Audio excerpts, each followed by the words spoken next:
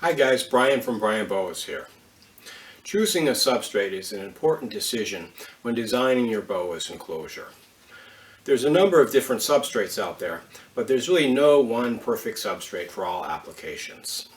The best substrate is going to vary depending on your particular situation. Today I'm going to run through some of the more commonly used substrates for boas, and I'm going to give some of the pros and cons to each of these choices. Since this is a boa channel, I'll also take out a couple of my favorite boas to share with you. If you like this video, please subscribe to the Brian Boas YouTube channel for more videos on boa constrictors in captivity. It seems to me that sometimes people have an emotional attachment to their particular choice of substrate, and I've seen some online discussions in the boa forums get a little bit emotional and even nasty over discussions about what is the best substrate. And I think this is kind of ridiculous because none of these are going to be perfect, and they all have limitations that you have to keep in mind when you're making your choice. So with that in mind, there's really a few key functions that a substrate should do. The substrate is going to be at the bottom of your cage, so probably the key function is to absorb the waste that the snake produces until you can clean the enclosure. So this is for both liquid and solid wastes, and ideally it should contain not just the waste itself, but the smell that's associated with the waste, because when you have a lot of boas it can get kind of stinky pretty quickly. So another key function of the substrate is that the boa is going to be lying on top of the substrate and needs a secure foundation, so something that feels good to the belly of the boa when it's lying there. And then another key function is the aesthetics. You want something that's going to look hopefully good to the keeper, so you can look at your boa and its enclosure and you can take pride in the setup. So a couple of things that you should also consider are that some of these substrates can accidentally be ingested by the snake while it's eating, so you want to of course limit that for safety reasons. And then you ideally want a substrate that's going to be easy to clean and maintain, to cut down on the amount of time that you have to spend cleaning up your boa's enclosure. And then ultimately you want a substrate that's not going to be have safety concerns for the keeper, so you're not going to have any irritating dust or allergens that you end up breathing in. So there are two main groups of substrates that are used by boa keepers. So we have the paper-based substrates, and then we have the wood or particulate-based substrates. And so first, just a few things about the paper-based substrates. This includes things like paper towels and newspaper. One of the advantages with these substrates is that they're very widely available for a very low price, or in the case of newspaper, it's often free. And you can just use the amount that you want, and it's one continuous sheet. So when you're going to change it out, you can just take out the sheet and then put fresh sheet in. You probably want to use multiple layers, especially with the newspaper. So it makes cleaning a lot easier and quicker. Some of the disadvantages with the paper-based substrates are that in general they're less absorbent than the particular or wood-based substrates. And then another disadvantage is that they have a kind of a more slick surface. So boas like a textured surface to lie against, and some boas in particular especially don't feel very safe on newspaper or paper towels. You might put the boa back and it kind of has a spasm trying to grab onto something, and the smooth surface of the paper towel doesn't make the boa feel safe. So if you're going to use a paper-based substrate, I would highly recommend having several furnishings in the cage made of wood, things like cork bark tubes or driftwood. You just want something with a rough texture that the snake can wrap around to make itself feel safe. The second broad category of substrates are the wood chip based or the particulate substrates, and that includes things like aspen shavings, orchid bark, and coconut husk bedding, which is the latest substrate that I tried, and I'll tell you what I think of this stuff in a few minutes. So there are several advantages to the wood-based substrates. So in general, they're a lot more absorbent than the paper-based substrates, and they last a lot longer.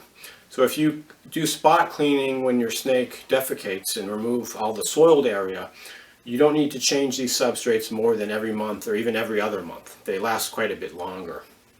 Another big advantage is they hold a lot more humidity than the paper-based substrates. So sometimes if a snake is having shedding issues on paper, if you put it in a more humid wood-based substrate, it does a lot better.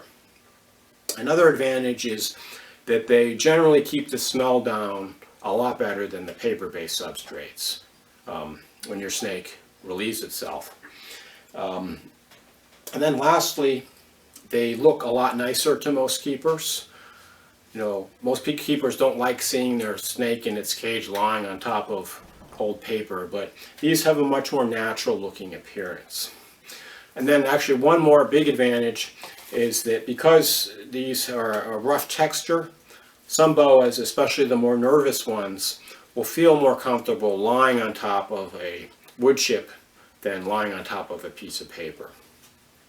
So some of the disadvantages of these substrates, they're more expensive in general than the paper-based substrates.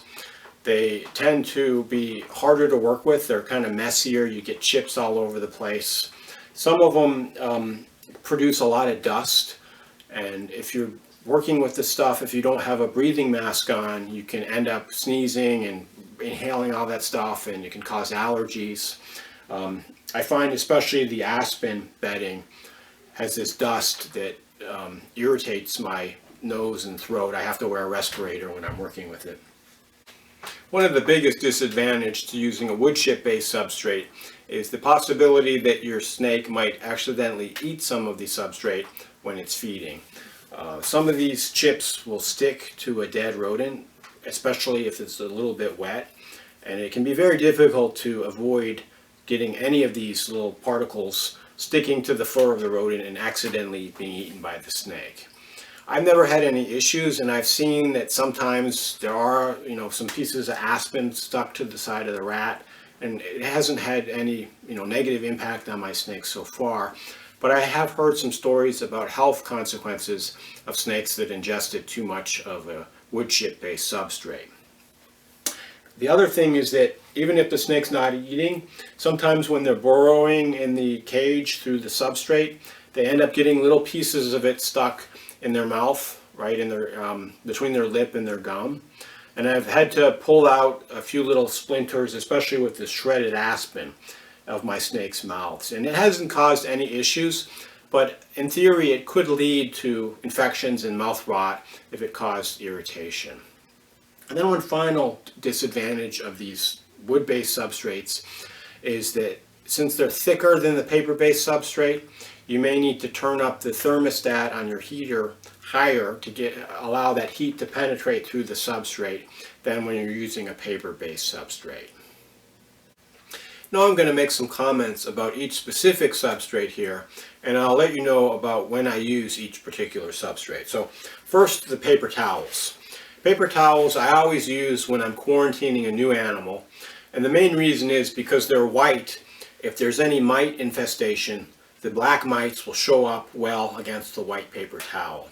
And because it's a very simple setup, if there is a mite infestation, it will make it easier and more efficient to clean and to use anti-mite treatment. I often will use these on baby snakes.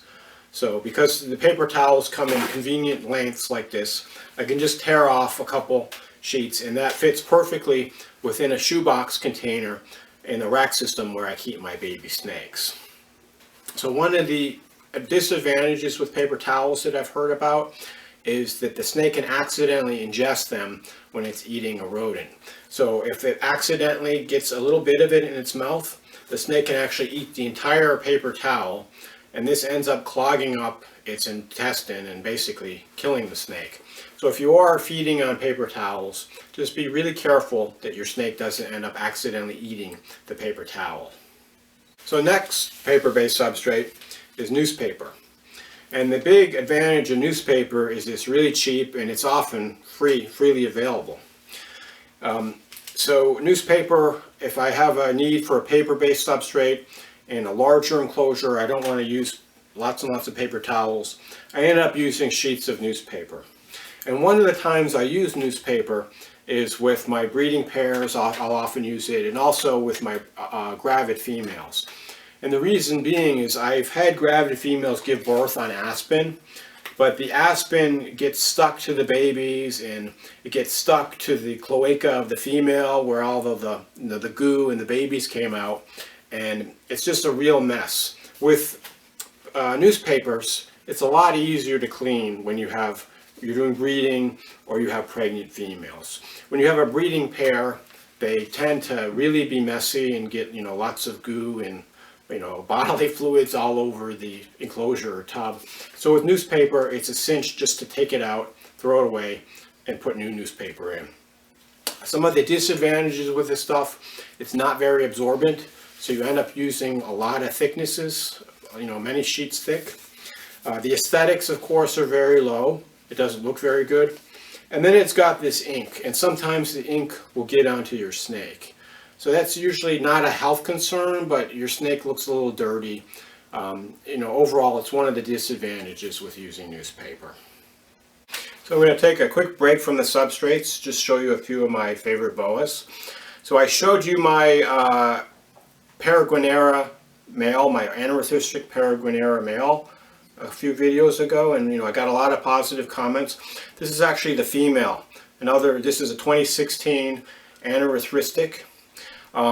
She's a beautiful animal. My male has this, gorgeous silvery coloration. She's not quite as light as him, and she's a little more brown. Her coloration, a little less gray, a little more brown, but still a really gorgeous animal. So she's going on 4 years now, so she's not going to be very big. These Peregrinaria peninsula boas are not very big. They only get to be like 4 or 5 feet. And hopefully I should be producing both the aneurystic and the normal wild type form in the next few years. And one more snake to share with you. This is a 2018 Suriname true red-tailed boa, a female I held back from a couple of years ago. So she is now about 1.5 years old. So you can see she's probably quite a bit smaller than what most people think when they think about 1.5 years true red-tail. A lot smaller than many of the boas I've seen where the owners claim they're 1.5 years. But this animal has been fed every other week an appropriately sized rodent, which I believe to be ideal for healthy growth, and you don't want to grow them too fast. So this girl, you can see she's got these nice symmetrical peaks and this beautiful long red tail. Looking forward to watching her grow over the next few years, and she might be ready to breed sometime around 2023. Now I'm going to comment on some of the wood-based or particulate substrates. And the first is aspen. And aspen is probably the substrate I use most of the time for most of my snakes. Aspen comes in two different styles. You have the chipped aspen like this. These are kind of larger chips. And then you have the shredded kind, which is a more finely shredded material. And the shredded kind is a little better for maintaining humidity because it absorbs more water, but it's also a little more likely to be ingested by your snake accidentally because it's finer. So when I'm using the aspen, I find it to be very dusty. And when I'm opening a bag, I need to wear a respirator. When I'm putting it in my tubs or cages, I always have a respirator on to help from preventing to inhale the dust, because it really irritates my nose and throat. And you also can find that the dust from the aspen will settle on your snake racks and in your snake room, and it's kind of annoying. In order to cut down on the dust, when I put fresh aspen in my tubs, I spray it 30-40 times with a spray bottle, and that adds humidity and it cuts down on the dust. And then when I'm going to do maintenance on my snake tubs a couple times a week, I'll just give it a few sprays just to maintain the humidity. Since aspen holds a little less humidity than some of the other wood-based substrates. The next wood-based substrate that I've used, which I just tried recently, is this coconut husk bedding. And this stuff you buy in these compressed bales, and you have to soak the bale in water. It absorbs the water and expands greatly, and then you can use it as a substrate. It looks kind of like this after you've expanded it. And so I found with this stuff that it was kind of labor intensive to soak the bales. It takes a while, you just soak it in the water, you end up getting water and the wood chips all over the place, so it's kind of messy. And then it's quite a bit more expensive than aspen. It's, you know, several times more expensive per tub to use this coconut bedding. But what I really didn't like about it is that it's extremely humid once you soak it. And I put it in the tubs with my snakes, and I saw a lot of condensation on the sides of the tubs. I was in there every day wiping it down with paper towels, and I'd come back and it would be more humidity. And then I saw that after about a week there was some growth of mold. And you know, I don't want mold growing in my tubs. Obviously it's not good for the snakes or for the keepers for that matter. So I'm not going to be using this stuff on a regular basis. That being said, it is great if you have a need for a very high humidity situation. For example, if I have a snake that's having issues shedding, and I've tried, you know, spraying it and soaking it, I'll put it on top of this coconut bedding in the future, and the higher humidity should be effective in helping to prevent shedding issues. The last wood chip based substrate I've used is orchid bark, and this is a finely ground, I believe it's made of cypress bark, but it's used by orchid growers who need a high humidity in their orchid plants. This is kind of the fine ground. You can also get larger pieces, the medium ground, and it's available commonly at your local garden centers. And I've used this before in some of my enclosures. I haven't used it very often, but it's kind of a nice looking substrate. It also maintains a higher humidity like the coconut husk, and it has a nice appearance to it and kind of a nice organic smell. So that's my experiences on some of the substrates I've used. I hope this was helpful to you in picking your own substrate. If you have any other tips or experiences with substrates, I'd love to hear them, so just write them below. As always, feel free to reach out to me with any questions. Thank you for your attention, and enjoy your boas.